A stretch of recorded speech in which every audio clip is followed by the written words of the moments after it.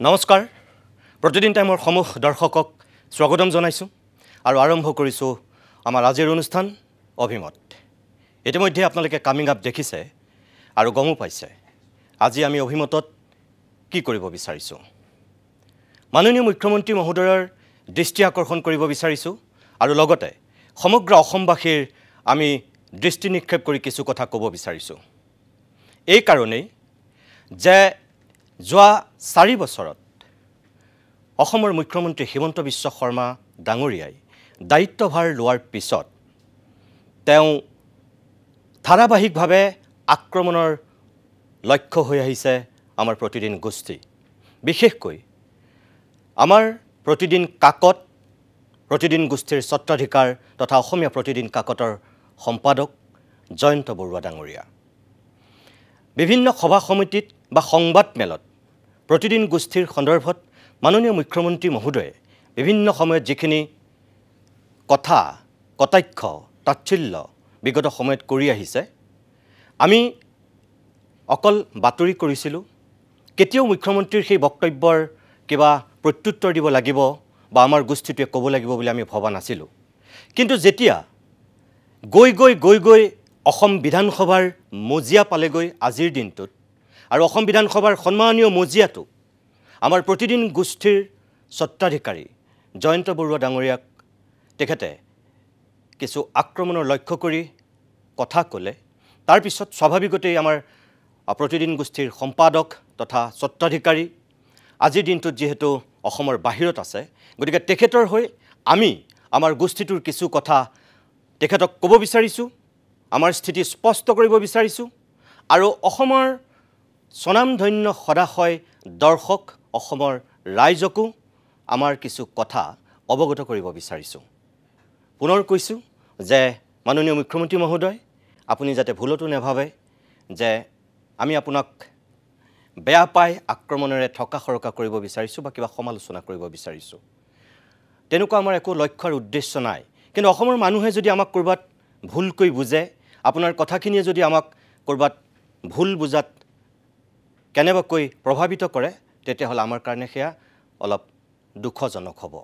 আৰু সেই কাৰণেই আজি কিছু কথা আমি কম চাওকচোন অসমৰ ৰাইজে বিচাৰ কৰক প্ৰথমতেই আজি যিহেতু অসম বিধানসভাত কালি অজন্তা নেওগৰ বাজেটৰ সন্দৰ্ভত মুখ্যমন্ত্ৰী নিজৰ যেতিয়া বক্তব্য ৰাখিছিল এটা সময়ত তেখেতৰ লগত শাসক আৰু বিৰোধীৰ যেটো সাধাৰণতেই যুদ্ধ হয় সেই তেনেকুৱা এক যুদ্ধ হৈছিল অখিল গগৈ দেৱব্ৰত শইকীয়া আৰু মুখ্যমন্ত্ৰী হিমন্ত বিশ্ব শৰ্মাৰ মাজত কথাৰ কটাকটি হৈছিল আৰু এটা পৰ্যায়ত গৈ হঠাৎ মুখ্যমন্ত্ৰীৰ মুখত ওলাইছিল প্ৰতিদিন গোষ্ঠীৰ কথা প্ৰতিদিন গোষ্ঠীৰ স্বত্বাধিকাৰী জয়ন্ত বৰুৱা ডাঙৰীয়াৰ কথা আৰু তাৰ পিছত তেখেতে যিখিনি কথা ক'লে যিসকলে দিনৰ ভাগত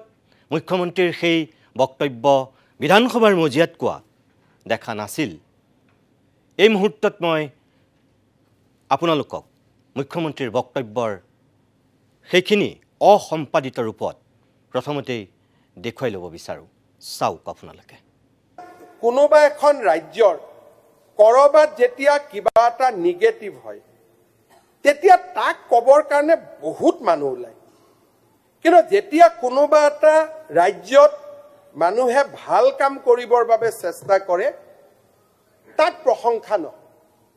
যোৱা 5 দিন আগতে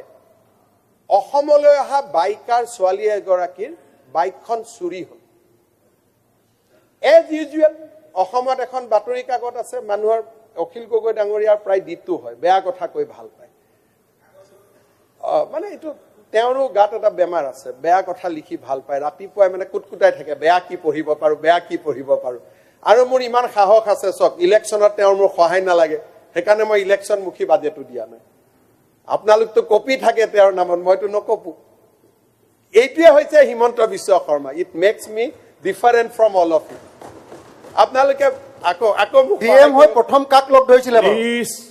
সিএম হৈ প্ৰথম কাক লগ ধৰিছিলে আপুনি ৰঞ্জন গগৈ আমাৰ ওচৰলৈ গৈছিলে নেকি আপোনাৰ ঘৰতে যাম নাই গৈছিলে কাৰ ওচৰলৈ জয়ন্ত বৰুৱা তেতিয়া হলে এতিয়া আকৌ উল্টা কথা কেলে কৈছে বিধানসভাত সংবাদটো চলি থাকিব মোক বেয়া পোৱা মানুহখিনি ঘৰত মই আগত গৈ দেখুৱালো যে দাদা চাওক আপুনি বিৰোধিতা কৰিছিল মই সিএম হৈ গলো মই জয়ন্ত বৰুৱাৰ ওচৰত আজি এটা মই ডাঙৰ সাঁথৰ আজি মই আপোনালোকক ডাঙৰ সাঁথৰ এটা ভাঙি দিওঁ অলপ সময় আপুনি মোক হেল্প কৰে মই এইটো ধন্যবাদ দিছোঁ মই যেতিয়া কটন কলেজত জেনেৰেল ছেক্ৰেটাৰী উঠিছিলোঁ কোনোবাই কলেজৰ ইলেকশ্যনত সোমাই নেকি মোক জেনেৰেল ছেক্ৰেটাৰী হৰুৱাবৰ কাৰণেও প্ৰতিদিনে হেডলাইন কৰিছিল তেতিয়া মই কি কৰিছিলোঁ প্ৰতিদিনখনকে কিনি দিছিলোঁ গুৱাহাটীৰ যিমান দোকানত ওলাই চব কিনি দিওঁ হয় নে নহয় অখিল গগৈ ডাঙৰীয়া মনত আছে তেতিয়া প্ৰতিদিন আছিল সাদিনখন বৃহস্পতিবাৰে ওলাই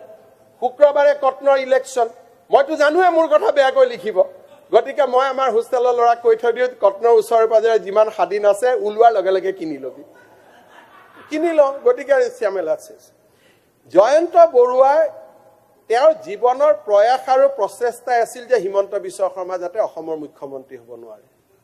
গোটেই সমগ্ৰ জীৱন তেওঁ সেইটো কাৰণে সমৰ্পণ কৰিছিল সেইকাৰণে মুখ্যমন্ত্ৰী হৈয়ে মই প্ৰথম অশোক সিংহালক কৈছোঁ দাদা বলক জয়ন্ত দা ঘৰৰ পৰা গৈ আহক কৈছিলোঁ নে নাই সাক্ষী আৰু তেওঁৰ ঘৰত গৈ যেতিয়া মই গাড়ী মটৰ মুখ্যমন্ত্ৰী হিচাপে নামিছোঁ চাহ তাহ খাইছোঁ মোক ঘৰত আহি সুধিছে তুমি জাগা নাপালা যাবৰ কাৰণে মই বোলো this is my greatest satisfaction আৰু অহাবাৰ হোৱাৰ পিছত আকৌ যাম যদি ভগৱানে কৰে আৰু কিবা যদি ডাঙৰ কৰে আৰু যাম গতিকে তেওঁৰ ঘৰত কিবা এটা হ'লে প্ৰথম যোৱাটো মোৰ ফিক্স মোৰ ল'ৰা ছোৱালীয়ে কিবা ভাল কাম কৰিলে তেওঁৰ তাতে গৈ মই প্ৰথম খবৰটি দিওঁ আপুনি সুধিবচোন অখিল গগৈ ডাঙৰীয়াক অলপ ডাইৰেক্টলি কৈছোঁ তেওঁক সুধিব মোৰ ল'ৰাই লট চিট পালেও মই তেওঁকে প্ৰথম ফোন কৰোঁ দাদা ৰানচুৱে চিট পালে দেই সেইটো প্ৰথম তেওঁক কওঁ মই এইটো মোৰ হেবিট আৰু মই মানুহৰ তেনেকৈ ৰিভেঞ্জ লওঁ একো কাকো মাৰা মাৰি গালি গালাজ বেয়া কথা নকওঁ আৰু আটাইতকৈ মোক যিজন মানুহে বেয়া পায় জীৱনত তেওঁক মই বেছি ডাঙৰ সহায় কৰাৰ কাৰণে চেষ্টা কৰোঁ এইটো মোৰ দিছ ইজ আউট গতিকে মোৰ সেইকাৰণে এইবিলাক ক'লে মোক কোনো কেয়াৰ নকৰে মাননীয় অধ্যক্ষ মই ক'ব খুজিছোঁ কি হিমন্ত বিশ্ব শৰ্মা আৰু অসম দুটা বেলেগ অসম হিমন্ত বিশ্ব শৰ্মা এগৰাকী ছোৱালীৰ অসমলৈ আহোঁতে বাইক চুৰি হ'ল he is a international traveller আমি কি কৰিব লাগিব মনে মনে মুখ্যমন্ত্ৰীক গৈ ক'ব লাগিব যে মুখ্যমন্ত্ৰী ডাঙৰীয়া বাইকখন চুৰি হৈছে আমাৰ অসমৰ বদনাম হ'ব দেই আপুনি 2 দিনত ওলাই দিয়ক আৰু এই 2 দিন আমি ক'তো এই কথাটো নুলিয়াম যাতে আমাৰ অসমৰ বদনাম নহয় this is how we should conduct ourselves for the new Assam অসমৰ বেয়া কথা লুকাই দিয়ক কিন্তু মোৰ ৰুমত আহি মোক একাউণ্টেবল কৰক যে মুখ্যমন্ত্ৰী মহোদয় 72 ঘণ্টা আপোনাক সময় দিছোঁ আপুনি 72 ঘণ্টাৰ ভিতৰত বাইকখন উলিয়াওক আৰু নহ'লে ছোৱালীজনীক নতুন বাইক এখন চৰকাৰৰ পৰা কিনি দিয়ক আৰু এই 3 দিন ছোৱালীজনীক আমাৰ অতিথিশালাত ৰাখক কাৰণ আমাৰ ষ্টেটৰ বদনাম হ'ব নোৱাৰে এছেম্বলিত যেতিয়া কথাবোৰ ওলাই প্ৰতিদিনত লিখে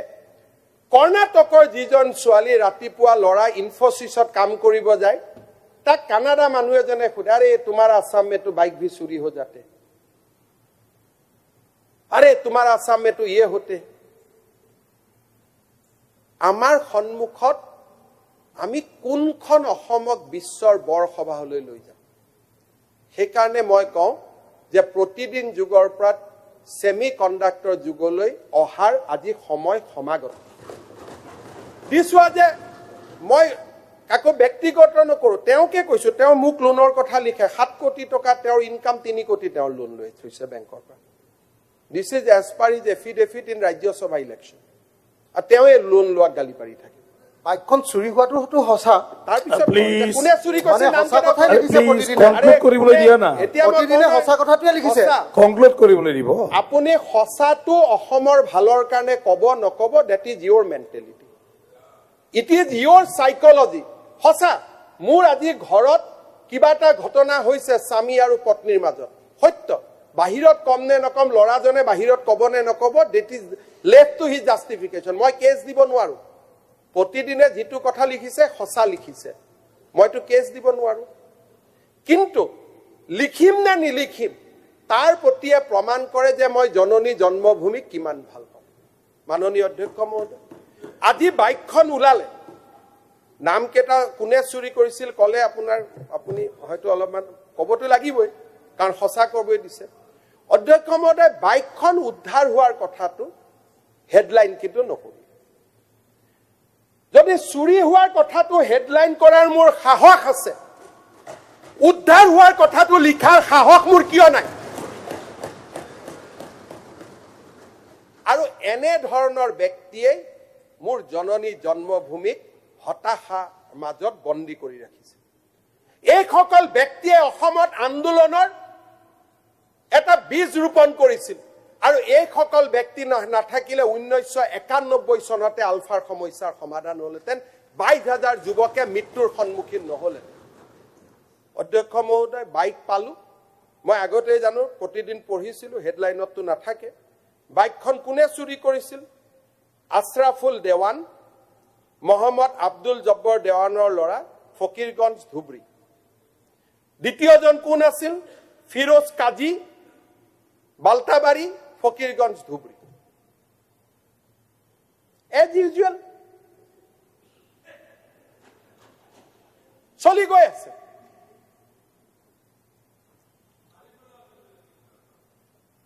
আকৌ কিবা এটা গণ্ডগোল হ'লে ভুলতেও যদি গুলি লাগে আপোনালোকে আকৌ হুলস্থুল কৰি দিয়ে। আপুনি কিন্তু আজি কলেটো ৰেকৰ্ড কৰি থৈ দিয়ে, আৰু পিছত নক'ব যে অসমত এনকাউণ্টাৰ হয়। অসমত এনকাউণ্টাৰ নহয়, হ'লেতো এইটোৱে হ'লহেঁতেন। সেয়া আছিল আজি অসম বিধানসভাৰ সন্মানীয় পবিত্ৰ সদনত অসমৰ মাননীয় মুখ্যমন্ত্ৰী হিমন্ত বিশ্ব শৰ্মাই প্ৰতিদিন গোষ্ঠীৰ স্বত্বাধিকাৰী জয়ন্ত বৰুৱা আৰু প্ৰতিদিনক লক্ষ্য কৰি কোৱা বক্তব্যৰ কিয়দাংশ। মই আপোনালোকক আৰম্ভণিতেই কৈছোঁ যে আমাৰ প্ৰতিদিন গোষ্ঠীৰ কিছু স্থিতি আমি স্পষ্ট কৰিব বিচাৰোঁ মুখ্যমন্ত্ৰীৰ অসম বিধানসভাত দিয়া এই বক্তব্যখিনিক লৈ। তেখেতক বিনয়েৰে এটা কথা কওঁ যে বিগত 40 বছৰত, আগৰ কথা আমি নাজানো, কিন্তু বিগত 40 বছৰত মুখ্যমন্ত্ৰী হ'ম বুলি হোৱা মানুহজনেই হৈছে আপুনি, যি সৰুৰ পৰাই সপোন দেখিছিল, উচ্চাকাংক্ষী আছিল, এদিন অসমৰ ৰাজনৈতিক নেতা হৈ মুখ্যমন্ত্ৰীৰ আসন শুৱনি কৰিম। এই প্ৰফুল্ল কুমাৰ মহন্ত আৰু ভিগু কুমাৰ ফুকনৰ লগত তামোল চিগাৰেট অনা সেই সৰু ল'ৰাজনে যেতিয়াৰ পৰাই আপুনি উচ্চাকাংক্ষী হৈছিল, যেতিয়াৰ পৰাই আপুনি ৰাজনৈতিক সপোন দেখিছিল, আমি আগতে নাই দেখা, আমি দেখা অসমৰ একমাত্ৰ ৰাজনীতিক আপুনি, যিজনে সঁচাকৈ নিজৰ সপোনটো পূৰণ কৰি দিলেগৈ। বিভিন্ন ঘাট প্ৰতিঘাত অতিক্ৰম কৰি, বিভিন্ন প্ৰত্যাহ্বান নেওচি আমি দেখা সঁচাকৈ অসমৰ একমাত্ৰ ৰাজনীতিক, যি নিজৰ সপোন পূৰণ কৰিছে, হ'ম বুলি এদিন মুখ্যমন্ত্ৰী হৈছে। ভগৱানে আপোনাক আৰু সকাহ দিয়ক, আৰু আপোনাক সাহস দিয়ক, আৰু আপোনাক শক্তি দিয়ক। আমাৰ অফুৰন্ত শুভেচ্ছা আছে, অভিনন্দন আছে আপোনাৰ প্ৰতি। কিন্তু সেই বুলি আপুনি মুখ্যমন্ত্ৰী হ'ল বুলি যি মন যায় আপুনি তাকেই ক'ব, আৰু নিজৰ ক্ষমতাৰে আপুনি সকলোকে একেবাৰে মোহাৰি নিঃশেষ কৰিব, বা আপোনাৰ নিজৰ কব্জাত সকলোকে ৰাখিব, তেনেকৈ যদি ভাবিছে, তেতিয়াহ'লে মাননীয় মুখ্যমন্ত্ৰী মহোদয় আপুনি ভুল কৰিছে। সংবাদ মাধ্যমৰ এটা নিজস্ব স্বাধীনতা আছে। এজন সম্পাদকৰ এটা সংবাদ প্ৰতিষ্ঠান পৰিচালনা কৰাৰ এটা নিজস্ব কৰ্তৃত্ব আছে।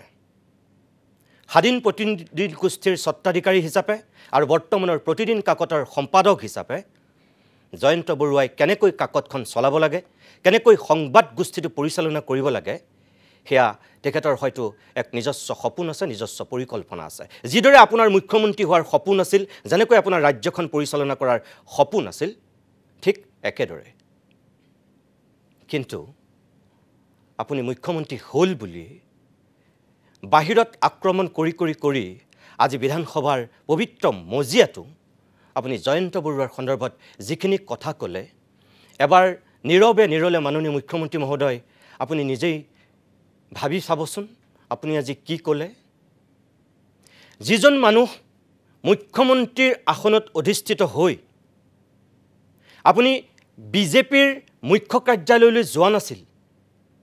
যিজন মানুহ মুখ্যমন্ত্ৰী হৈ RSSৰ মুখ্য কাৰ্যালয়ত আপুনি উপস্থিত হোৱাৰ প্ৰয়োজন অনুভৱ কৰা নাছিল আনকি মুখ্যমন্ত্ৰী হৈ যিজন মানুহ আপুনি মা কামাখ্যাত গৈ আপুনি প্ৰত্যেক বছৰত সেৱা কৰে সেই মা কামাখ্যা মন্দিৰতো গৈ আপুনি সেৱা জনোৱা নাছিল সেই মানুহজন কিন্তু আপুনি মুখ্যমন্ত্ৰী হৈ প্ৰথম ভৰি দিছিলে গৈ মুখ্যমন্ত্ৰীৰ শপত গ্ৰহণৰ পিছ দিনটোতেই এইজন জয়ন্ত বৰুৱাৰ ঘৰত আৰু জয়ন্ত বৰুৱাৰ ঘৰত উপস্থিত হৈ আপুনি সেইদিনাখন যিখিনি কথা কৈছিল আপুনি পাহৰি গ'ল নেকি কোনখিনি কথা সঁচা আজি কোৱা কথাখিনি সঁচা নে মুখ্যমন্ত্ৰীৰ শপত লৈয়ে পিছদিনাখনি জয়ন্ত বৰুৱাৰ ঘৰত উপস্থিত হৈ সংবাদ মাধ্যমৰ আগত কোৱা কথাখিনি সঁচা কোনটো আপুনি মিছা মাতিলে আজি নে মুখ্যমন্ত্ৰীৰ শপত লোৱাৰ পিছ দিনটোত এবাৰ নিজক সুধি চাওক অসমৰ সম্ভ্ৰান্ত দৰ্শক ৰাইজক আমি এটা কথা ক'ব বিচাৰো যে এজন যদুমধু ৰাজনীতিক নহয় অসমৰ মুখ্যমন্ত্ৰী হোৱা এজন ব্যক্তিয়ে আজি কেনেকৈ পাভলুটি মাৰিছে তেতিয়া তেখেত গৈছিল আশীৰ্বাদ ল'বলৈ শুভেচ্ছা বিচাৰি আৰু আজি বিধানসভাত কৈছে সেইজন একেজন মানুহেই যে ৰিভেঞ্জ ল'বলৈ প্ৰতিশোধ ল'বলৈ গৈছে এই পৰ্যায়ত কথা কৈছে এয়া কেনে মানসিকতা ৰাস্তা ঘাট উন্নয়ন flyover medical college engineering college সকলোবিলাক উন্নতিৰ যদি আপুনি মাপকাঠি বুলি ভাবিছে তেনেহ'লে মাননীয় মুখ্যমন্ত্ৰী মহোদয় আপোনাৰ কৰবাত ভুল হৈছে মানুহৰ প্ৰমূল্যবোধ মানুহৰ মানৱীয়তা মানুহৰ নৈতিকতা আৰু মানুহৰ চৰিত্ৰবোধ এইখিনিক বাদ দি যদি কেৱল টকাৰ জোৰত ক্ষমতাৰ বলত মানুহে সকলো গুৰু গোসাঁই নামানি দুৰ্যোধনৰ দৰে নিজকে অহংকাৰত মত্ত বুলি ভাবি সকলো কৰিব বিচাৰিছে তেনেহ'লে আমাৰ ক'বলগীয়া একো নাই সময়ে সকলো বিচাৰ কৰিব আমি সময়লৈ সকলো এৰি দিছোঁ কিন্তু আপুনি নিজে কোৱা কথাতেই আজি আপুনি বন্দী হৈছে বহুকেইটা দিশত অসমৰ দৰ্শক ৰাইজক মই ক'ব বিচাৰোঁ যে তেখেতে যিখিনি কথা কৈছিল সেই কথাৰ আঁত ধৰিয়ে আমি কেইটামান বিশেষ দিশ আপোনালোকৰ দৃষ্টিগোচৰ কৰিব বিচাৰিছোঁ আগৰ কথা বাদ দিয়ক মই আপোনালোকক এই অনুষ্ঠানটোৰ শেষৰ ফাললৈ কম মুখ্যমন্ত্ৰী হোৱাৰ পিছত বিগত 4 বছৰত হিমন্ত বিশ্ব শৰ্মাই কিমান বাৰ আমাৰ প্ৰতিদিন গোষ্ঠীক এতিয়ালৈকে আক্ৰমণ কৰিছে কি প্ৰসংগত তেখেতে তুচ্ছতাচ্ছুল্য কৰিছে আমি সকলোখিনি কথা কম আৰু সেইসকল দৰ্শককো মই আজি অভিনন্দন জনাইছোঁ যিদিনাখন হিমন্ত বিশ্ব শৰ্মাৰ ওচৰত প্ৰতিদিন গোষ্ঠী আত্মসমৰ্পণ কৰি আঁঠু লৈছিলে বুলি সমালোচনাৰে থকা সৰকা কৰিছিল যিদিনাখন এই প্ৰতিদিন কাৰ্যালয়ৰ উদ্বোধনীৰ অনুষ্ঠানত মুখ্যমন্ত্ৰী হিমন্ত বিশ্ব শৰ্মা আহিছিল সেইদিনাখন সামাজিক মাধ্যমতেই হওক আন ৰাজনৈতিক দলৰ নেতা কৰ্মীয়ে হওক আমাকো জয়ন্ত বৰুৱাকো আমাৰ গোটেই গোষ্ঠীটোক আত্মসমৰ্পণ কৰা বুলি টকাৰ জোৰত আমি সাৰেন্ডাৰ কৰা বুলি যিসকলে আমাক সমালোচনাৰে থকা সৰকা কৰিছিল আজি তেখেতসকলকো আমি ক'ব বিচাৰোঁ যে প্ৰতিদিন স্বাধীন গোষ্ঠী সদায় স্বাধীনেই সদায় প্ৰতিদিনেই ৰাইজৰ কাষত আছিল ৰাইজৰ লগত আছে আৰু ভৱিষ্যতলৈকো ৰাইজৰ লগতেই থাকিব যিমানেই শক্তিশালী কোনোবা মহাপ্ৰতাপী ৰাজনীতিক নহওক কিয় যেতিয়ালৈকে জাতি ঊৰ্ধত কোনো ব্যক্তি ঊৰ্ধত নহ'ব যেতিয়ালৈকে সমাজ সাহিত্য সংস্কৃতি সভ্যতা সকলো যেতিয়া ঊৰ্ধত প্ৰতিদিনে সেই স্থিতিতেই অগ্ৰসৰ হ'ব কি কাকত কি টেলিভিছন চেনেল এই মুহূৰ্তত আজি বিধানসভাত যেতিয়া তেখেতে সেই কথাখিনি কৈছিল এই মানুহজনৰ কিছুমান সঁচাকৈয়ে শলাগিবলগীয়া প্ৰশংসা কৰিবলগীয়া অদ্ভুত গুণ আছে যিখিনি কাৰণে ৭-৭ও স্বীকাৰ কৰিব লাগিব হিমন্ত বিশ্ব শৰ্মাৰ বাকপটুতাক হিমন্ত বিশ্ব শৰ্মাৰ বিচক্ষণতাত হিমন্ত বিশ্ব শৰ্মাৰ ৰাজনৈতিক প্ৰজ্ঞাক যিটোৰ কাৰণে চাগে অসমৰ অন্যতম শ্ৰেষ্ঠ বুদ্ধিজীৱী হোমেন বৰগোহাঁয়ে কৈ গৈছিল যে সাম্প্ৰতিক সময়ৰ আটাইতকৈ চিন্তাশীল ৰাজনীতিকগৰাকী হৈছে হোমেন বৰগোহাঁই একদম সঁচা কথা কিন্তু সেই মানুহজনক এইটোও কৈ থৈ গৈছিল হোমেন বৰগোহাঁয়ে যে হিমন্ত বিশ্ব শৰ্মাৰ শত্ৰু সাম্প্ৰতিক সময়ত আন কোনো নাই হিমন্ত বিশ্ব শৰ্মাৰ শত্ৰু সদায় হিমন্ত বিশ্ব শৰ্মা নিজেই সেই কথাটো আজি মাননীয় মুখ্যমন্ত্ৰী হিমন্ত বিশ্ব শৰ্মাক আমি এবাৰ মনত পেলাই দিব বিচাৰিছোঁ এই কথাটো আমি কোৱা কথা নাছিল হোমেন বৰগোহাঁয়ে কোৱা কথা আছিল যেনেকৈ আটাইতকৈ চিন্তাশীল ৰাজনীতিক বুলি অভিহিত কৰিছিল একেধৰণে হিমন্ত বিশ্ব শৰ্মাৰ আটাইতকৈ শত্ৰু বুলি কৈছিল কিয় কৈছিল তাৰো নিশ্চয় কাৰণ আছিল এই যে আপুনি সকলোকে মূৰ্খ সজাব বিচাৰে মিছা কথাৰে আপুনি এটা ভৰাল হিচাপে হঠাৎ যায় নিজকে নিলজ্জভাৱে আপুনি মানুহৰ ওচৰত উন্মুক্ত কৰি দিয়ে এনেকুৱা গুণখিনি যদি আপুনি বাদ দিলেহেঁতেন তেতিয়াহ'লে চাগে অসমৰ কাৰণেই আটাইতকৈ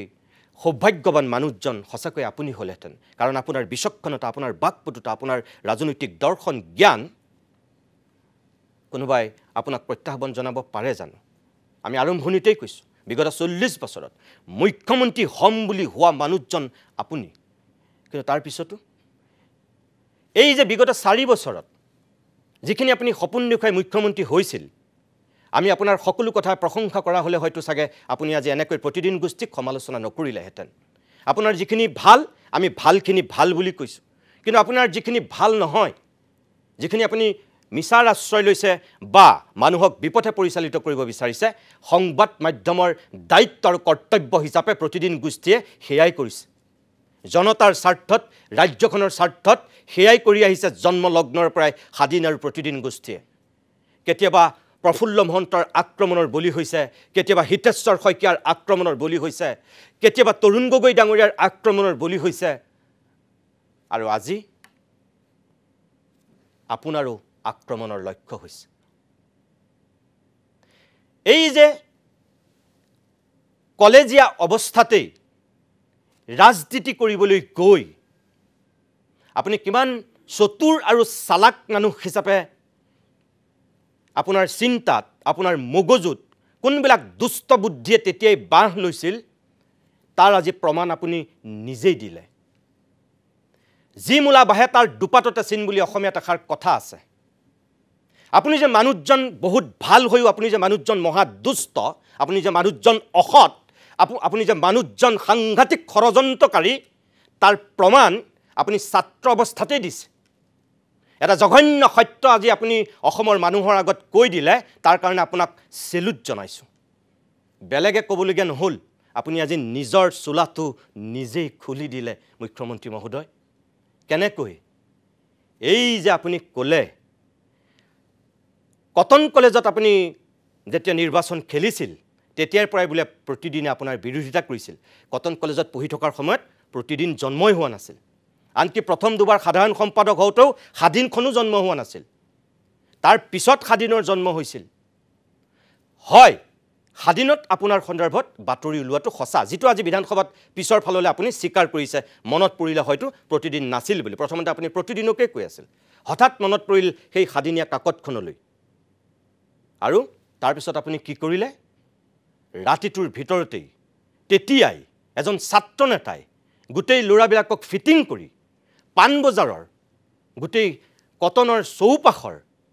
মোটামুটি স্বাধীন কাকতখন নোহোৱা কৰি দিলে বাহ বঢ়িয়া ৰাজনীতি শিকিছে আপুনি শৈশৱৰ পৰাই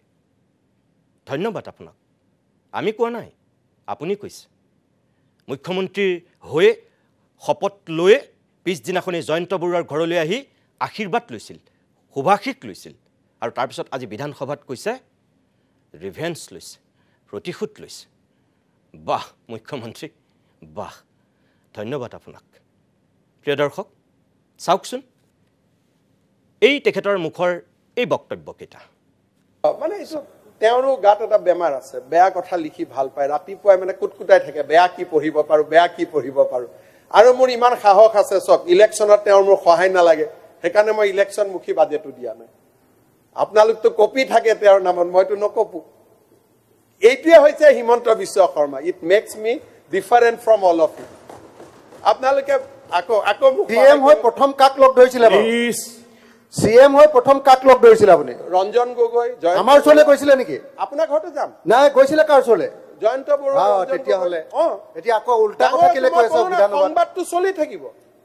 মোক বেয়া পোৱা মানুহখিনি ঘৰত মই আগত গৈ দেখুৱালো যে দাদা চাওক আপুনি বিৰোধিতা কৰিছিল মই CM হৈ গলো মই জয়ন্ত বৰুৱাৰ ওচৰত আজি এটা মই ডাঙৰ হাতৰ আজি মই আপোনালোকক ডাঙৰ হাতৰ এটা ভাঙি দিওঁ অলপ সময় আপুনি মোক হেল্প কৰে মই এইটো ধন্যবাদ দিছোঁ মই যেতিয়া কটন কলেজৰ জেনেৰেল সেক্ৰেটাৰী উঠিছিলোঁ কোনোবাই কলেজৰ ইলেকশ্যনত সোমাই নেকি মোক জেনেৰেল সেক্ৰেটাৰী হৰুৱাবৰ কাৰণেও প্ৰতিদিনে হেডলাইন কৰিছিল তেতিয়া মই কি কৰিছিলোঁ প্ৰতিদিনখনকে কিনি দিছিলোঁ গুৱাহাটীৰ যিমান দোকানত ওলাই চব কিনি দিওঁ হয় নে নহয় অখিল গগৈ ডাঙৰীয়া মনত আছে তেতিয়া প্ৰতিদিন আছিল সাদিনখন বৃহস্পতিবাৰে ওলাই শুক্ৰবাৰে কটনৰ ইলেকশ্যন মইতো জানোৱে মোৰ কথা বেয়াকৈ লিখিব গতিকে মই আমাৰ হোষ্টেলৰ ল'ৰাক কৈ থৈ দিওঁ কটনৰ ওচৰে পাজৰে যিমান সাদিন আছে ওলোৱাৰ লগে লগে কিনি লওঁ গতিকে শ্যামেলা আছে জয়ন্ত বৰুৱাই তেওঁৰ জীৱনৰ প্ৰয়াস আৰু প্ৰচেষ্টা আছিল যে হিমন্ত বিশ্ব শৰ্মা যাতে অসমৰ মুখ্যমন্ত্ৰী হ'ব নোৱাৰে গোটেই সমগ্ৰ জীৱন তেওঁ সেইটো কাৰণে সমৰ্পণ কৰিছিল সেইকাৰণে মুখ্যমন্ত্ৰী হৈয়ে মই প্ৰথম অশোক সিংহালক কৈছোঁ দাদা বলক জয়ন্ত দা ঘৰৰ পৰা গৈ আহক কৈছিলোঁ নে নাই সাক্ষী আৰু তেওঁৰ ঘৰত গৈ যেতিয়া মই গাড়ী মটৰ মুখ্যমন্ত্ৰী হিচাপে নামিছোঁ চাহ তাহ খাইছোঁ মোক ঘৰত আহি সুধিছে তুমি জাগা নাপালা যাবৰ কাৰণে মই this is my greatest satisfaction আৰু অহাবাৰ হোৱাৰ পিছত আকৌ যাম যদি ভগৱানে কৰে আৰু কিবা যদি ডাঙৰ কৰে আৰু যাম গতিকে তেওঁৰ ঘৰত কিবা এটা হ'লে প্ৰথম যোৱাটো মোৰ ফিক্স মোৰ ল'ৰা ছোৱালীয়ে কিবা ভাল কাম কৰিলে তেওঁৰ তাতে গৈ মই প্ৰথম খবৰটি দিওঁ আপুনি সুধিবচোন অখিল গগৈ ডাঙৰীয়াক অলপ ডাইৰেক্টলি কৈছোঁ তেওঁক সুধিব মোৰ ল'ৰাই লট চিট পালেও মই তেওঁকে প্ৰথম ফোন কৰোঁ দাদা ৰাঞ্চুৱে চিট পালে দেই সেইটো প্ৰথম তেওঁক কওঁ মই এইটো মোৰ হেবিট আৰু মই মানুহৰ তেনেকৈ ৰিভেঞ্জ লওঁ একো কাকো মাৰা মাৰি গালি গালাজ বেয়া কথা নকওঁ আৰু আটাইতকৈ মোক যিজন মানুহে বেয়া পায় জীৱনত তেওঁক মই বেছি ডাঙৰ সহায় কৰাৰ কাৰণে চেষ্টা কৰোঁ এইটো মোৰ দিছি যাওঁ গতিকে মোৰ সেইকাৰণে এইবিলাক ক'লে মোক কোনো কেয়াৰ নকৰে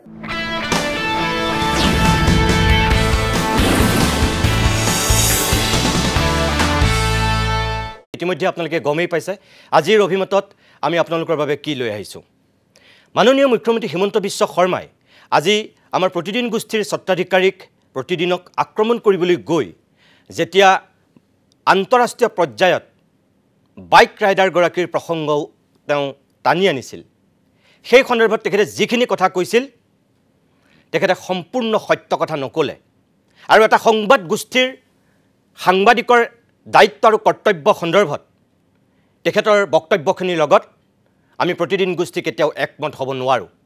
আৰু সেইকাৰণেই তেখেতকো আমি কিছু কথা জনাব বিচাৰোঁ আৰু আমাৰ দৰ্শকসকলৰ আগতো আমাৰ বক্তব্যখিনি আমি ক'ব বিচাৰোঁ তাৰ আগতে তেখেতে সেই সন্দৰ্ভত যিকেইটা কথা কৈছিল এবাৰ আকৌ শুনি লওক তাৰপিছত তেখেতৰ কথাৰ আঁত ধৰিয়ে আমি আমাৰ ক'বলগীয়াখিনি দেখুৱাবলগীয়াখিনি আপোনালোকক আমি দেখুৱাম কোনোবা এখন ৰাজ্যৰ কৰবাত যেতিয়া কিবা এটা নিগেটিভ হয় তেতিয়া তাক ক'বৰ কাৰণে বহুত মানুহ ওলায় কিন্তু যেতিয়া কোনোবা এটা ৰাজ্যত মানুহে ভাল কাম কৰিবৰ বাবে চেষ্টা কৰে তাক প্ৰশংসা নহয় যোৱা 5 দিন আগতে অসমলৈ অহা বাইকাৰ ছোৱালী এগৰাকীৰ বাইকখন চুৰি হ'ল এজ ইউজুৱেল অসমত এখন বাতৰি কাকত আছে মানুহৰ অখিল গগৈ ডাঙৰীয়াৰ প্ৰায় দিনটো হয় বেয়া কথা কৈ ভাল পায় মানে এইটো তেওঁৰো গাত এটা বেমাৰ আছে বেয়া কথা লিখি ভাল পায় ৰাতিপুৱাই মানে কুটকুটাই থাকে বেয়া কি পঢ়িব পাৰোঁ আৰু মোৰ ইমান সাহস আছে চক ইলেকশ্যনত তেওঁৰ মোৰ সহায় নালাগে সেইকাৰণে মই ইলেকশ্যনমুখী বাজেটো দিয়া নাই আপোনালোকতো কপি থাকে তেওঁৰ নামত মইতো নকপো এইটোৱে হৈছে Himanta Biswa Sarma it makes me different from all of you আপোনালোকে আকৌ CM হৈ প্ৰথম কাক লগ ধৰিছিলে প্লিজ CM হৈ প্ৰথম কাক লগ ধৰিছিলে আপুনি ৰঞ্জন গগৈ আমাৰ ওচৰলৈ গৈছিলে নেকি আপোনাৰ ঘৰতে যাম নাই গৈছিলে কাৰ ওচৰলৈ জয়ন্ত বৰুৱা তেতিয়া হলে এতিয়া আকৌ উল্টা কথা কেলে কৈ আছে বিধানসভাত সংবাদটো চলি থাকিব বাইকখন চুৰি হোৱাটো সঁচা তাৰপিছত Please. কোনে চুৰি কৰিছে মানে সঁচা কথাই লিখিছে Please, প্ৰতিদিনে conclude কৰিবলৈ দিয়া না। এতিয়া মই প্ৰতিদিনে কওঁ সঁচা কথাটোৱে লিখিছে সঁচা। কনক্লুড কৰিবলৈ দিব আপুনি সঁচাটো অসমৰ ভালৰ কাৰণে ক'ব নক'ব that is your mentality it is your psychology সঁচা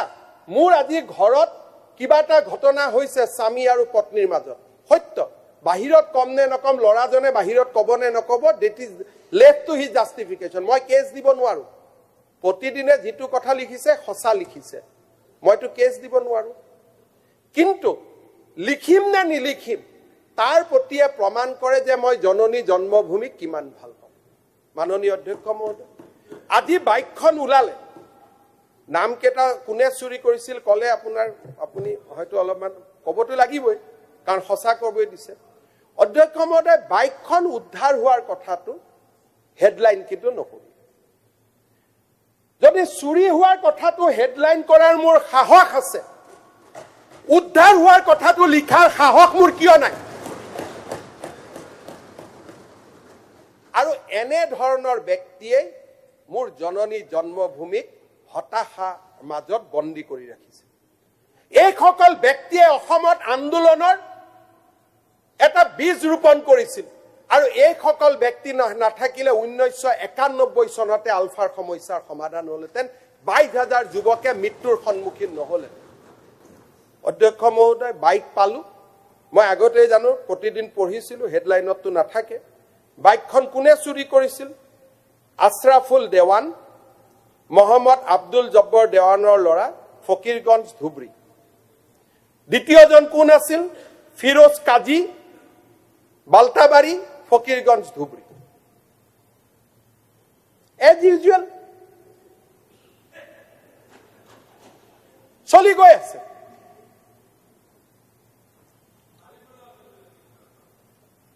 আকৌ কিবা এটা গণ্ডগোল হলে ভুলতেও যদি গুলি লাগে আপোনালোকে আকৌ হুলস্থুল কৰি দিয়ে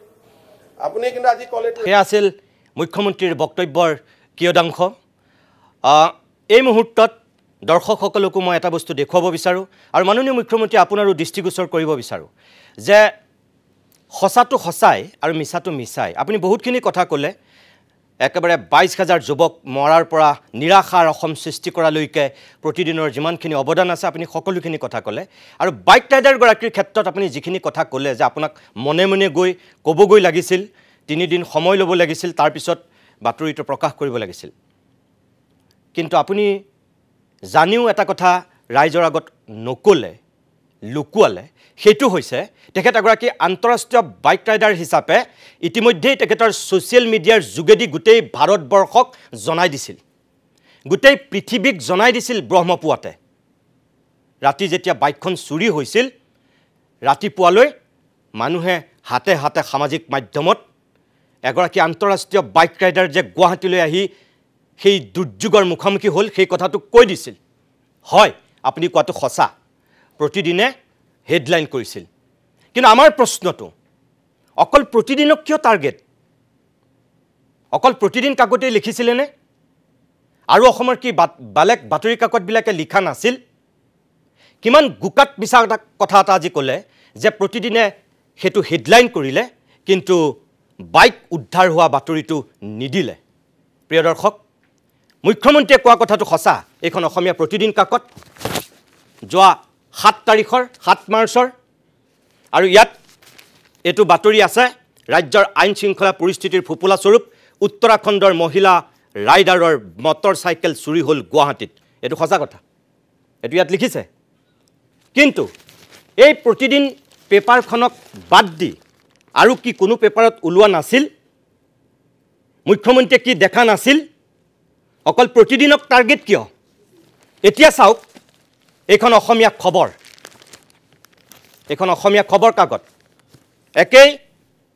এই 7 মাৰ্চ আৰু এইখন অসমীয়া প্ৰতিদিন কাকতৰ ফ্ৰণ্ট পেজত এয়া কি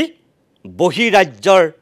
বাইক ৰাইডাৰ যুৱতীৰ গুৱাহাটীত লটিঘটি চুৰে নিলে বাইক আৰক্ষীত হাহাকাৰ এগৰাকী ফটো এখন খবৰ কাকত এখন প্ৰতিদিন নহয় মাননীয় মুখ্যমন্ত্ৰী মহোদয় আপুনি যদি দেখা নাই এবাৰ চাওক এখন আমি নতুনকৈ কোনো প্ৰিন্ট কৰি ওলোৱা কাকত নহয় এখন অসমীয়া খবৰ কাকত আৰু এয়া স্পষ্ট ৰূপত ফ্ৰণ্ট পেজত এইটো বাতৰি অকল খবৰেই নে নহয় আৰু আছে তেনেকুৱা বাতৰি কাকত এইখন দৈনিক জনমভূমি কাকত মাননীয় মুখ্যমন্ত্ৰী মহোদয় আপুনি অকল প্ৰতিদিনক টাৰ্গেট কৰিছে প্ৰতিদিনক আপুনি সমালোচনাৰে থকা সৰকা কৰিছে অসম বিধানসভাত প্ৰতিদিনে অকল নয়াৰ্থক বাতৰি লিখে প্ৰতিদিনে অকল সমাজখনক বেলেগ দিশলৈ লৈ গৈছে কিন্তু এখন জনমভূমি কাকত অসমৰ অন্যতম এখন সম্ভ্ৰান্ত বাতৰি কাকত এই জনমভূমি কাকতত এইটো কি বাতৰি আপুনি ফ্ৰণ্ট পেজত চাওক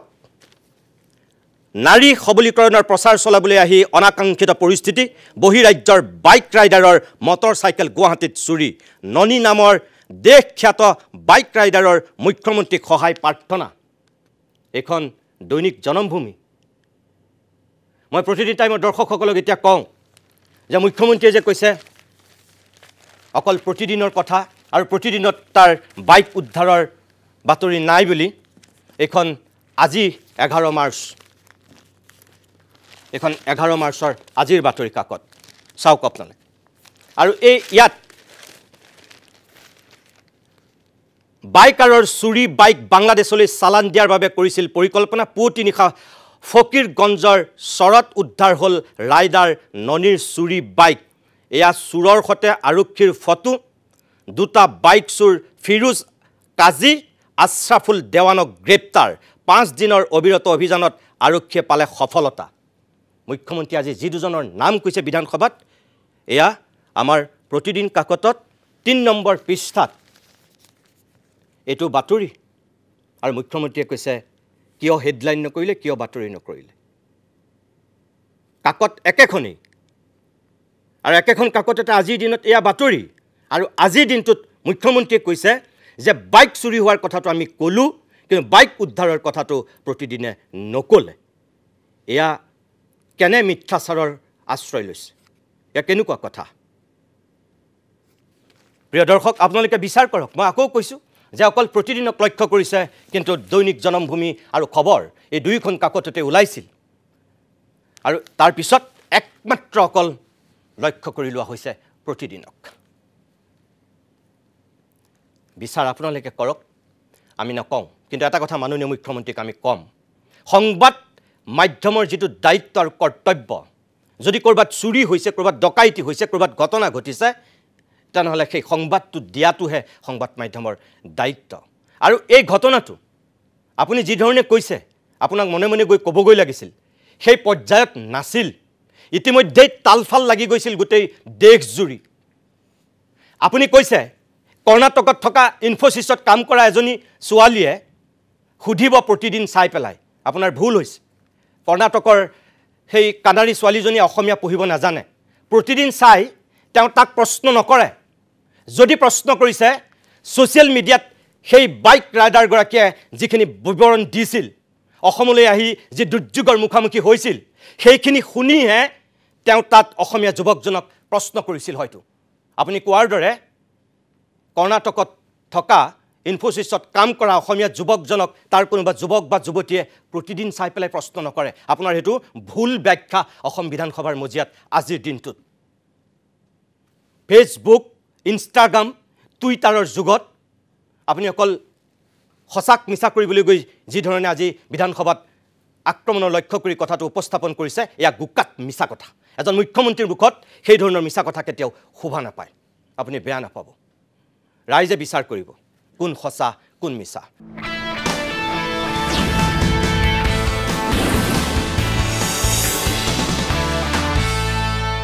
মুখ্যমন্ত্ৰী আজি বিধানসভাত যেতিয়া কৈছিল আৰু তাৰ পিছত অখিল গগৈয়ে যেতিয়া উভতি ধৰিছিল যে আপুনি মুখ্যমন্ত্ৰী হৈ কাৰ ঘৰলৈ গৈছিল প্ৰথম তেতিয়া তেওঁ ৰঞ্জন গগৈ আন কোনোবা আৰু জয়ন্ত বৰুৱাৰ ঘৰলৈ যোৱা বুলি কৈছিল কিন্তু তেখেত প্ৰথম জয়ন্ত বৰুৱাৰ ঘৰলৈকে গৈছিল প্ৰথম জয়ন্ত বৰুৱাৰ ঘৰলৈ গৈছিল অকল এবাৰে গৈছে নে নহয় তেওঁ বহুতবাৰ গৈছে মুখ্যমন্ত্ৰী হোৱাৰ আগতো তেওঁ 2-3 বাৰ জয়ন্ত বৰুৱাৰ ঘৰলৈ গৈছে আৰু মুখ্যমন্ত্ৰী হৈও তেওঁ অকল এবাৰে যোৱা নাছিল কেইবাৰমান বাতৰি হৈছে আৰু বহুবাৰ বাতৰি নোহোৱাকৈ আছে অসমৰ মানুহে গম নাপায় হয়তো বাকি কেইবাৰৰ কথা আৰু মুখ্যমন্ত্ৰীয়ে যদি পাহৰিছে আমি তেখেতকো দেখুৱাব বিচাৰোঁ আৰু অসমৰ ৰাইজকো দেখুৱাব বিচাৰোঁ ৰাজনাথ সিং যেতিয়া অসমলৈ আহিছিল হিমন্ত বিশ্ব শৰ্মাৰ মুখ্যমন্ত্ৰী হোৱাৰ অলপ দিনৰ পিছত সেই ৰাজনাথ সিঙৰ লগত এগৰাকী মুখ্যমন্ত্ৰী হিমন্ত বিশ্ব শৰ্মা এই জয়ন্ত বৰুৱাৰ ঘৰত উপস্থিত হৈছিলগৈ এয়া সেই দৃশ্য আপোনালোকে চাওক জয়ন্ত বৰুৱাৰ বাসগৃহত ৰাজনাথ সিং আৰু তেখেতৰ লগত মুখ্যমন্ত্ৰী হিমন্ত বিশ্ব শৰ্মা একেলগে গৈ জয়ন্ত বৰুৱাৰ ঘৰত উপস্থিত হোৱাৰ দৃশ্য এতিয়া মুখ্যমন্ত্ৰী হৈ শপত লৈ জয়ন্ত বৰুৱাৰ ঘৰলৈ গৈ সুভাষিক ল'বলৈ গৈছিল বুলি তেখেতে নিজে কৈছিল যেটো কথা মই আপোনালোকক কিছু সময়ৰ পিছত দেখুৱাম তেখেতৰ মুখৰ বক্তব্য আছিল এয়া ৰাজনাথ সিঙৰ লগত যোৱা দৃশ্য এয়া আপোনালোকে চাওক মুখ্যমন্ত্ৰী হোৱাৰ পিছতেই লগত চন্দ্ৰমোহন পাটোৱাৰীও আছে 2 নম্বৰত প্ৰতিদিন টাইমৰ আমি উলুবাৰীৰ কাৰ্যালয়ৰ পৰা যেতিয়া আমি এই জুৰুদৰ অফিচলৈ আহিছিলোঁ আমি ইয়াত যেতিয়া শুভ উদ্বোধন কৰিছিলোঁ এই শুভ উদ্বোধন কৰাৰ দিনটোতো মুখ্যমন্ত্ৰী আমাৰ এই কাৰ্যালয়লৈ আহিছিল আৰু সেই দৃশ্যটো মই আপোনালোকক এই মুহূৰ্তত দেখুৱাব বিচাৰোঁ যে আমাৰ প্ৰতিদিন টাইমৰ এই নতুন কাৰ্যালয় যেদিনাখন আমি উদ্বোধন কৰিছিলোঁ সেই দিনটোতো তেখেত আমাৰ তালৈ আহিছিল আমাৰ ষ্টুডিঅ' চাইছিল আৰু গোটেই কাৰ্যালয়টো তেখেতে পৰিদৰ্শন কৰিছিল এয়া মুখ্যমন্ত্ৰী আমাৰ যিটো ষ্টুডিঅ'ত এতিয়া মই কথা কৈ আছোঁ সেই ষ্টুডিঅ'তে তেওঁ সোমাইছিলহি আৰু এইখিনি সময়ত আমাক অসমৰ একাংশ মানুহে কুকুৰে কাইট নোখোৱাকৈ সমালোচনা কৰিছিল জয়ন্ত বৰুৱাই আত্মসমৰ্পণ কৰিলে প্ৰতিদিন গোষ্ঠীও আত্মসমৰ্পণ কৰিলে মুখ্যমন্ত্ৰীৰ ওচৰত এনেকুৱাকৈ বহুত ধৰণৰ কথা কৈছিল আনকি আমাকো ব্যক্তিগতভাৱে আমাকো বহুতেই আক্ৰমণৰ লক্ষ্য কৰি লৈছিল আৰু আমি তেতিয়াই কৈছিলোঁ যে ৰাজ্যৰ এজন মুখ্যমন্ত্ৰী হিমন্ত বিশ্ব শৰ্মা আজি আমি এজন মুখ্যমন্ত্ৰীক আমন্ত্ৰণ কৰিছোঁ কোনো ব্যক্তিক আমন্ত্ৰণ কৰা নাই আৰু এজন মুখ্যমন্ত্ৰী আহিলে আমি যিখিনি অসমীয়া মানুহৰ অতিথি পৰায়ণতা সেইখিনি আমি পালন কৰাটো আমাৰ দায়িত্ব আৰু কৰ্তব্য আৰু সেইখিনি আমি কৰিছিলোঁ এয়া সেই দৃশ্য এয়া প্ৰতিদিন টাইমৰ কাৰ্যালয়লৈ অহাৰ দৃশ্য তাৰপিছত এগৰাকী ধৰ্মীয় গুৰু শংকৰাচাৰ্য যেতিয়া জয়ন্ত বৰুৱাৰ ঘৰলৈ আহিছিল সেইদিনাখনো এই শংকৰাচাৰ্যৰ আশীৰ্বাদ ল'বৰ কাৰণে এইগৰাকী মুখ্যমন্ত্ৰী হিমন্ত বিশ্ব শৰ্মা জয়ন্ত বৰুৱাৰ ঘৰলৈ গৈছিল এয়া চাওক সেই দৃশ্য এয়া জয়ন্ত বৰুৱাৰ লগত গৈ সেইগৰাকী শংকৰাচাৰ্যৰ ভৰিত এনেকৈ সাষ্টাংগে প্ৰণিপাত কৰি আশীৰ্বাদ লৈছিল এইগৰাকী মুখ্যমন্ত্ৰী হিমন্ত বিশ্ব শৰ্মাই কেৱল এয়াই নহয় বহাগ বিহুত জয়ন্ত বৰুৱাক শুভেচ্ছা জনাবৰ কাৰণে বিহু খাবৰ কাৰণেও এইগৰাকী মুখ্যমন্ত্ৰী জয়ন্ত বৰুৱাৰ ঘৰলৈ গৈছিল যিখিনি আমি বাতৰি কৰা নাছিলোঁ অসমৰ মানুহক আমি দেখুওৱা নাছিলোঁ তাৰ বাহিৰেও আৰু তেওঁ 2-3 বাৰ গৈছে জয়ন্ত বৰুৱাৰ বাসগৃহলৈ এতিয়া অসমৰ ৰাইজক আমি এই কথাটো জনাব বিচাৰোঁ যে মুখ্যমন্ত্ৰী হোৱাৰ আগৰ কথা বাদেই দিয়ক মুখ্যমন্ত্ৰী হৈ তেওঁ অনেকবাৰ এনেকৈ তাঁতবাতি কাঢ়িছে জয়ন্ত বৰুৱাৰ বাসগৃহলৈ কিন্তু হিমন্ত বিশ্ব শৰ্মাৰ বাসগৃহলৈ আজিলৈকে জয়ন্ত বৰুৱা যোৱা এটা দৃশ্য অসমৰ মানুহে দেখিছে নেকি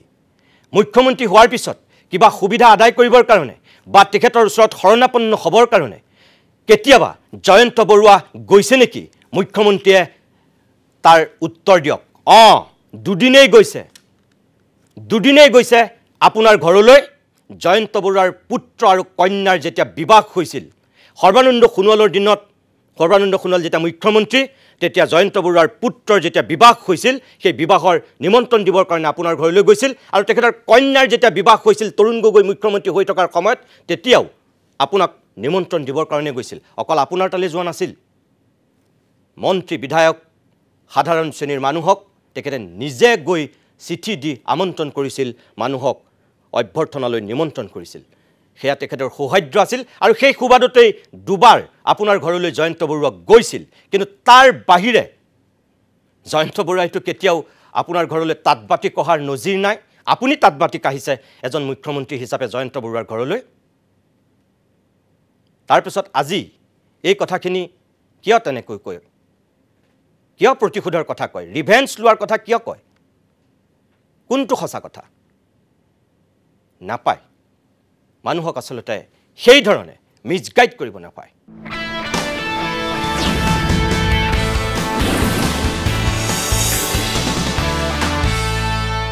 আজি অসম বিধানসভাতেই যে তেখেতে আক্ৰমণ কৰিছে তেনেকুৱা নহয় আমি আগতেও কৈছিলোঁ যে আজি বিধানসভা পালেগৈ গৈ স্বাধীন প্ৰতিদিন গোষ্ঠীৰ স্বত্বাধিকাৰীক আক্ৰমণ কৰাৰ যেটো পৰিবেশ কিন্তু ইয়াৰ আগতেও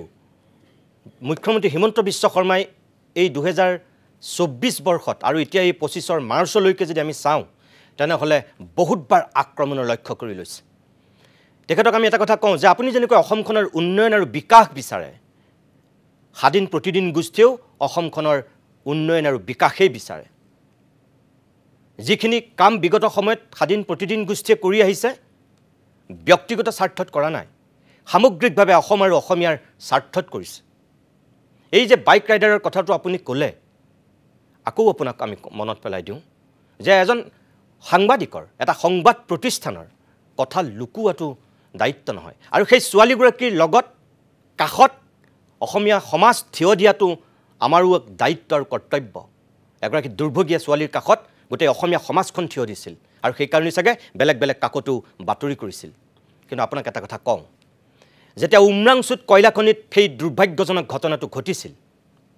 তেতিয়া অসমখনক গোটেই ভাৰতবৰ্ষত কোনে লজ্জানত কৰিছিল এই যে দিনৰ পিছত দিন ধৰি কেইবাটাও ডেড বডি হৈ পেলাই যে চুৰাংকৈ চলি থকা এটা কাৰবাৰত নিমজ্জিত হৈ মানুহ যে গেলি গৈছিল কোনে লজ্জানত কৰিছিল তাৰ কাৰণে দায়ী কোন প্ৰতিদিন গোষ্ঠী নে আপোনাৰ প্ৰশাসন আপুনি মুখ্যমন্ত্ৰী দক্ষ যোগ্য কিন্তু আপোনাৰ শাসনতেইতো তেনেকুৱা ঘটনা ঘটি আছে এতিয়াও এটাকৈ বাহিৰৰ পৰা মানুহ আহি ডেড বডি উলিয়াবলগীয়া হৈছিল সেয়াও কি লুকুৱাই ৰাখিব লাগিছিল বেয়া খবৰ বিলাব নালাগিছিল যদি আপুনি তেনেকৈ ভাবিছে তেতিয়াহ'লে মাননীয় মুখ্যমন্ত্ৰী মহোদয় আপুনি ভুল ভাবিছে আৰু সেইখিনি উদঙাই দিয়াটোৱে যদি প্ৰতিদিন গোষ্ঠীৰ দুখ তেনেকুৱা দুখটো অনাগত দিনত বহুতবাৰ প্ৰতিদিন গোষ্ঠীয়ে কৰিব মাননীয় মুখ্যমন্ত্ৰী মহোদয় প্ৰিয় দৰ্শক তেখেতে এই যোৱা এটা বছৰত কিমান বাৰ আক্ৰমণৰ লক্ষ্য কৰি লৈছে মই গোটেইখিনি নেদেখুৱাওঁ 5টা তেনেকুৱা বক্তব্য মই দেখুৱাম 5 বাৰ কেনেকৈ তেখেতে আক্ৰমণ কৰিছে এখন ব্যক্তিগত স্বাৰ্থত নহয় প্ৰতিদিন গোষ্ঠীয়ে লোৱা কিছু সামাজিক সামূহিক বাতৰিৰ স্বাৰ্থত চাওকচোন শিক্ষক যেতিয়া দেৰি কৰি যায় আমি যেতিয়া এপ লগাওঁ তেতিয়া পেপাৰে শিক্ষকজনক ছাপোৰ্ট কৰে যে কিয় দেৰিকৈ গ'ল আৰু ভাওনা কৰি গৈছে অমুক কৰি গৈছে ৰাতিটো কষ্ট হৈছে গভৰ্ণমেণ্টে কিয় এপ আনিব লাগে আৰু ডক্টৰজন দেৰিকৈ গ'লে খং উঠে এতিয়া যে শিক্ষা বিভাগৰ এপ নিউজ ওলাই থাকে প্ৰতিদিনত ডেইলি নিউজ ওলাই কিন্তু 70% নিউজ এটো ধুনীয়া কৰি টিচাৰে দি দিয়ে এতিয়া আজি 6 মাহ ধৰি বা 2 বছৰ ধৰি প্ৰতিদিনে এটা সংগ্ৰামে চলাই আছে যে শিক্ষকসকলক দেৰিকৈ যাবৰ কাৰণে অনুমতি দিব লাগে আমি লাগি আছো সোনকালে যাওক 2000 ইলেকশ্যনত আমাক এবাৰ শিক্ষকে ভোটো দিয়া নাই এপ নিদিয়া কাৰণে তথাপিতো মই কৈছো এইকেইটা ভোট আমাক নালাগে কাৰণ এইবোৰ ভোট লৈ এমএলএ এমপি হোৱা মানে বৰ এটা মানসিক হেঁচাত থাকিব লাগে আমাৰ প্ৰত্যেকজন মানুহেই ভাল অলপ প্ৰেৰণা যোগালে নিউজ কৰি গালি গালাজ কৰি ফটোখন দি তেওঁ সমাজৰ আগত বেয়া কৰি দিলে তেওঁ নেক্সট দিনা তেওঁ কি কয় তেওঁ নিজে এটা বনি লয় নামটোতো ওলালে আৰু ওলাই থাকিব দে দেৰি কৰি যাম কিন্তু তাৰ পৰিৱৰ্তে ৰেগুলাৰ যোৱা ডক্টৰ কেজনক যদি আমি সম্বৰ্ধনা জনাওঁ বিহুৰ মঞ্চত মাতি আনি তেওঁলোকক যদি আমি সৎ কথা কওঁ অসম গৌৰৱ বঁটা দিওঁ অসম ৰত্ন বঁটা দিওঁ পজিটিভলি আমি বহুত কাম কৰিব 70% নিউজ এটো ধুনীয়া কৰি টিচাৰে দি দিয়ে 30%হে আপত্তি কৰে 70% এটো ধুনীয়াকৈ কাৰণ গভৰ্ণমেণ্টে কি কৈছে সময়ত যাব সময়ত আহিব আৰু দৰমহাটোতো পাওঁৱে সময়ত যাব সময়ত আহিব reflection of the negative mentality যে অসমৰ বৈভৱৰ দিনতো আপুনি নিগেটিভ কথা ক'ব মই ক'লো নহয় আপোনালোকৰ বাতৰি কাকতখনৰ এইটো এটা দোষ আছে আজি যদি অসমে এভাৰেষ্টত উঠি যায় আপুনি ক'ব এভাৰেষ্টতে গ'ল সূৰ্যত কিয় নগ'ল এইটো জয়ন্ত বৰুৱাৰ এটা বেছিক প্ৰব্লেম আছে তেওঁ বেলেগৰ ফেমিলিত উন্নতি হ'লে তেওঁ কেতিয়াও আনন্দ কৰিব নোৱাৰে এইটো প্ৰব্লেম আছে বেছিক আণ্ডাৰষ্টেণ্ডিঙত ৰাজনীতি কৰা ব্যক্তিসকলৰ বাবে কেতিয়াবা কেতিয়াবা অমৃত মন্থন কৰাৰ আগতে বিষ পান কৰিবই লাগিব আৰু বিশেষকৈ যোৱা ২৪টা বছৰত মোৰ ৰাজনৈতিক জীৱনৰ পৰা মই দেখা পাইছোঁ যে য'তে মই বিষ পান কৰাৰ সুযোগ পাইছোঁ তাতে ৰাজ্যত কৰবাত নহয় কৰবাত এখন মেডিকেল কলেজৰ জন্ম হৈছে কৰবাত নহয় কৰবাত বিশ্ববিদ্যালয়ৰ জন্ম হৈছে কৰবাত নহয় কৰবাত সেমিকন্ডাক্টৰ ইণ্ডাষ্ট্ৰি আৰম্ভ হৈছে গতিকে আমাৰ ৰাস্তা অমৃত পান কৰাৰ নহয় আমাৰ ৰাস্তা হৈছে বিষ পান কৰা যাতে জগতৰ বিষ আমি পান কৰিম আৰু প্ৰজাই অমৃতৰ ফল লাভ কৰিব পাৰিব মই ব্যক্তিগতভাৱে যেতিয়া মানুহে ৰামধেনু যুগৰ কথা কয় আবাহন যুগৰ কথা কয় মই ৰাজনীতিৰ অসমৰ দীৰ্ঘকালীন ইতিহাসত মই এটা যুগ কল্পনা কৰোঁ ইৰা অফ প্ৰতিদিন যে এটা প্ৰতিদিন যুগ এটা আছিলে যি যুগে অসমৰ সমাজ জীৱনলৈ নিৰাশাৰ বাণী পঠিয়াইছিলে এতিয়া আমি পোষ্ট প্ৰতিদিন এটা সমাজ ব্যৱস্থা নিৰ্মাণ কৰিব লাগিব যিটো সমাজ ব্যৱস্থাই অসমলৈ আশাৰ বাতৰি পঠিয়াব প্ৰতিটো দিনেই ৰাতিপুৱা আমি আশাৰ কথা কম প্ৰতিটো দিনাই আমি নতুন আঁচনিৰ কথা কম প্ৰতিটো দিনাই আমি নতুন এখন অসমৰ কথা কম যিখন অসমৰ যুৱক যুৱতীয়ে সেইখন অসমক লৈ গৌৰৱ কৰিব পাৰে সকলোৱে আমি নিৰাশাৰ কথা পাতো ৰাতিপুৱা যদি সদায় বাতৰি কাকতখন পঢ়ি আমি নিৰাশা দেখো এদিন মানুহবিলাক কৰবাত নহয় কৰবাত হতাশা হৈ যাব আৰু সেই কাৰণে প্ৰতিটো দিনে যদি বাতৰি কাকতৰ হেডলাইন নিৰাশাৰ হয় আমি চেষ্টা কৰোঁ মোৰ যাতে ৰাতিপুৱাৰ টুইটটোৱে কৰবাত নহয় কৰবাত আশাৰ বাতৰি কঢ়িয়াই লৈ যায় নিৰাশা আৰু আশাৰ মাজত অহা 10 বছৰ অসমত সংগ্ৰাম হ'ব কাৰণ এটা যুগৰ পৰা যেতিয়া আন এটা যুগত আমি প্ৰৱেশ কৰোঁ মানুহে নিজৰ যি পৰিৱৰ্তন সেই পৰিৱৰ্তনক সমসাময়িক সমাজখনে স্বীকাৰ কৰিব নোখোজে আমাৰ ৰাজ্যখনত আজি লাহে লাহে প্ৰতিদিনৰ যুগৰ পৰা আমি সেমিকন্ডাক্টৰৰ যুগলৈ প্ৰৱেশ কৰিছোঁ এতিয়া আমি ৰাজ্যত ৰাতিপুৱাই হত্যাৰ বাতৰি পঢ়িব নালাগে হিংসাৰ বাতৰি পঢ়িব নালাগে যিখন অসমে 3টা বছৰৰ ভিতৰত আন্দোলন চান্দা হত্যা হিংসাক বিদায় দিব পাৰিছে এইখন অসমে আকাশ চুবও পাৰিব তাক মই বিশ্বাস কৰোঁ শৈশৱত ৰাতিপুৱাই আমাৰ ঘৰত প্ৰতিদিন বাতৰি কাকতখন আহে হেডলাইন কি অমুকত বোমা বিস্ফোৰণ হেডলাইন কি অমুকজন দুৰ্নীতিকাৰী অফিচাৰ হেডলাইন কি অমুকত টায়াৰ জ্বলোৱা হ'ল অমুকত এজন মানুহে এজনৰ ওপৰত হিংসা অসন্তুষ্টি আৰু ৰাতিপুৱা পেপাৰখন পঢ়িলে আমাৰ মনত এনেকুৱা এটা আঘাত হৈছিল যে এইখন অসমত যেন আমি ৰাতিপুৱাই নিৰাশাৰে আৰম্ভ কৰোঁ ৰাতিপুৱা কোনোবা ভাল মানুহে আমাৰ দৈনিক বাতৰি কাকতখন তলত লুকাই থৈছিল যাতে ৰাতিপুৱাই বেয়া কথা বেয়া চিন্তাৰে আমাৰ দিনটো আৰম্ভ কৰিব নালাগে যোৱা এটা বছৰত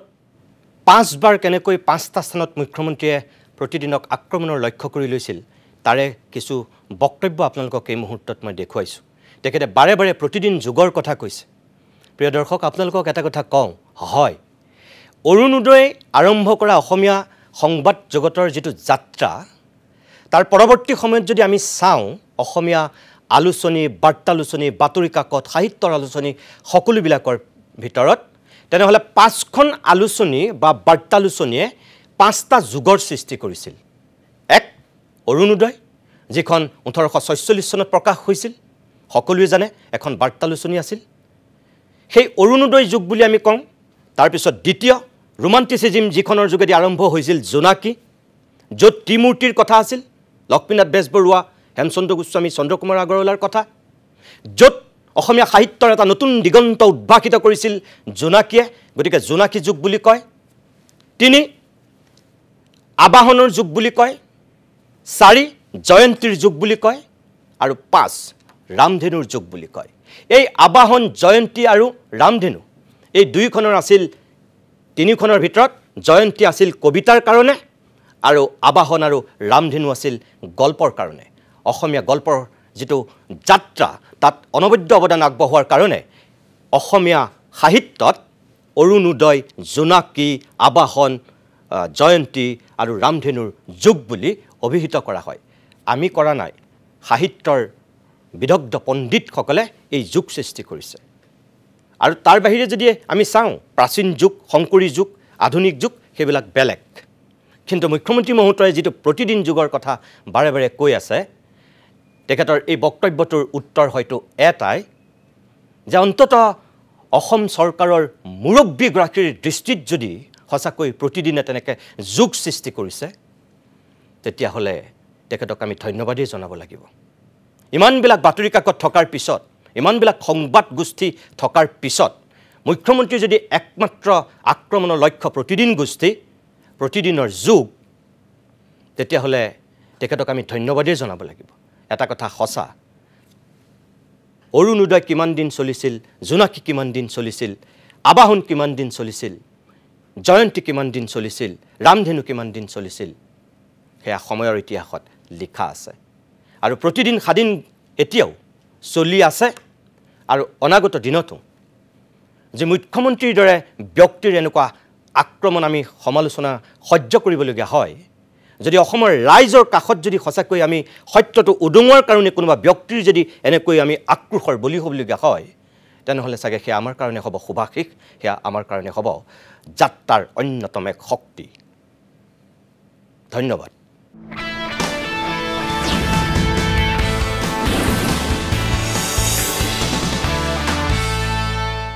ইতিমধ্যে যিখিনি আমাৰ স্থিতি, যিখিনি আমাৰ ক'বলগীয়া আমি সকলোখিনি কৈছোঁ। কিন্তু তাৰ পিছতো এটা কথা আমি মৰ্মে মৰ্মে উপলব্ধি কৰিছোঁ যে মুখ্যমন্ত্ৰীৰ হিমন্ত বিশ্ব শৰ্মাৰ সদায় চাগে লক্ষ্য আৰু টাৰ্গেট প্ৰতিদিন গোষ্ঠী এই কাৰণেই হৈ আহিছে, কিছুমান নিষ্ঠুৰ সত্যক প্ৰতিদিন গোষ্ঠীয়ে অকপতে কৈ আহিছে। মুখ্যমন্ত্ৰীৰ যি পৰামৰ্শ বা মুখ্যমন্ত্ৰীয়ে যি ধৰণে বিচাৰে, সেই ধৰণে হয়তো পৰিৱেশটো নাই হোৱা। যিটো সময়ত অসমৰ সংবাদ মাধ্যমৰ প্ৰতি সাধাৰণ মানুহৰ আস্থা আৰু বিশ্বাস হেৰাইছে,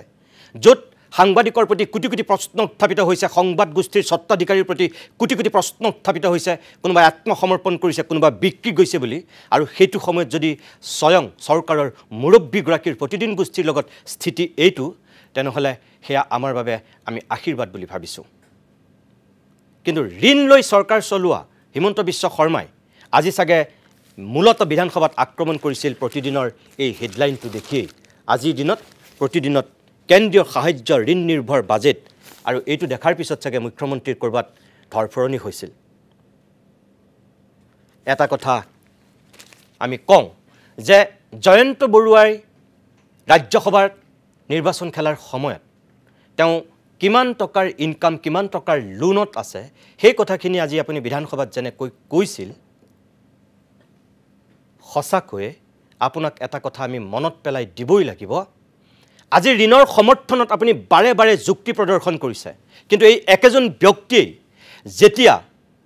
কংগ্ৰেছৰ পৰা বিজেপিলৈ আহিছিল, সৰ্বানন্দ সোণোৱাল যেতিয়া প্ৰথম মুখ্যমন্ত্ৰী হৈছিল, প্ৰথমখন যেতিয়া বাজেট অধিৱেশন অনুষ্ঠিত হৈছিল, তৰুণ গগৈ যেতিয়া বিৰোধীৰ আসনত সন্মুখত বহি আছিল, তেতিয়া আপুনি অসম বিধানসভাৰ মজিয়াত কোনকেইটা কথা কৈছিল? তৰুণ গগৈ ডাঙৰীয়াক আক্ৰমণৰ লক্ষ্য কৰি গোটেই মানুহ বিধায়কসকলক সন্মুখত লৈ আপুনি কিমান তুচ্ছ তাচ্ছিল্য কৰিছিল প্ৰাক্তন মুখ্যমন্ত্ৰীগৰাকীক, যে 10,000 কোটি টকাৰ ঋণৰ বোজা দি থৈ গৈছে আপুনি আমাৰ চৰকাৰখনক। এয়া আপোনাৰ কৃতিত্ব বুলি কৈ বিধানসভাৰ মজিয়াত আপুনি কুকুৰে কাইট নোখোৱাকৈ সমালোচনা কৰিছিল প্ৰাক্তন মুখ্যমন্ত্ৰী তৰুণ গগৈ ডাঙৰীয়াক, যিজন আপোনাৰ ৰাজনৈতিক জীৱনৰ অন্যতম গুৰু আছিল। কেৱল বিধানসভাৰ ভিতৰতে নহয়, বিধানসভাৰ বাহিৰতো আপুনি সংবাদমেল পাতি সমালোচনাৰে থকা সৰকা কৰিছিল। আৰু সেইজন মানুহেই আজি জয়ন্ত বৰুৱাই ঋণ লোৱাৰ কথা বিধানসভাত উত্থাপন কৰিছে মই এই দুইটা বক্তব্য দেখুৱাব বিচাৰিছোঁ বিধানসভাত আজি কোৱা আৰু 2016 চনত আপুনি ঋণৰ সন্দৰ্ভত কি কৈছিল চাওক দিছোৱা যে মই কাকো ব্যক্তিগত নকৰোঁ তেওঁকে কৈছোঁ তেওঁ মোক লোনৰ কথা লিখে 7 কোটি টকা তেওঁৰ ইনকাম 3 কোটি তেওঁৰ লোন লৈ থৈছে বেংকৰ পৰা this is as per is affidavit in Rajya Sabha election আৰু তেওঁৱে লোন লোৱা liability on this new government is 10,018 crore. তাৰমানে 10,000 কোটি টকাৰ এটা বোজা মূৰত লৈ এই চৰকাৰখনে কাম আৰম্ভ কৰিব লাগিব এই 10,000 কোটি টকা ধাৰ মৰাৰ পিছতহে উন্নয়নৰ নতুন আঁচনিবিলাকৰ কথা আহিব তাৰমানে first we have to give this 10,000 crore কাৰণ পে কমিশ্যন আহিলে কৰ্মচাৰীক দিবই লাগিব যোৱাকালি দিয়া হৈছে তাত পইচা দিবই লাগিব PWD ঠিকাদাৰসকলে কাম কৰিছে টকা দিবই লাগিব তাৰমানে 10,000 কোটি টকাৰ আৰ্থিক বোজা এটা ইয়াৰ এটকাও আমি ক্ৰিয়েট কৰা নহয় এতিয়ালৈকে আমি কোনো ফাইলত এটা টকাও আমি চেংচন দিয়া নাই তাৰমানে আজিৰ দিনত নতুন ৰাজ্য চৰকাৰখনে 10,000 কোটি টকাৰ নিগেটিভ বেলেন্স লৈ আমি কাম আৰম্ভ কৰিব লাগিব তাৰমানে নতুনকৈ যদি ৰাস্তা এটাও আমি বনাব লাগে প্ৰথমতে 10,000 কোটি টকা যোগাৰ কৰি ল'ব লাগিব আৰু 10,000 কোটি টকা যোগাৰ কৰি লোৱাৰ পিছতহে আমি আগবাঢ়িব পাৰিম হে আছিল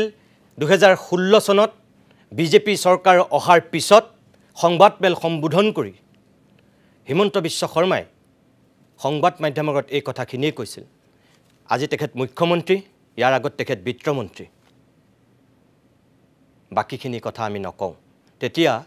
ঋণক লৈ তেনেকৈ সমালোচনা কৰা মানুহজনে আজি কিন্তু ঋণৰ সপক্ষত থিয় দিছে কালিৰ দিনটোত বাজেট দিয়াৰ পিছত আমি সকলোখিনি কথা যেনেকৈ প্ৰতিদিন টাইমত নিউজ কৰিছিলোঁ আমাৰ গোষ্ঠীৰ অন্যতম কাকত অসমীয়া প্ৰতিদিনতো একেখিনি বাতৰিয়েই ইয়াত প্ৰকাশ পাইছিল অসমৰ দৰ্শকসকলক দেখুৱাব বিচাৰোঁ প্ৰতিদিনে ক'ত ভুল কৰিছিল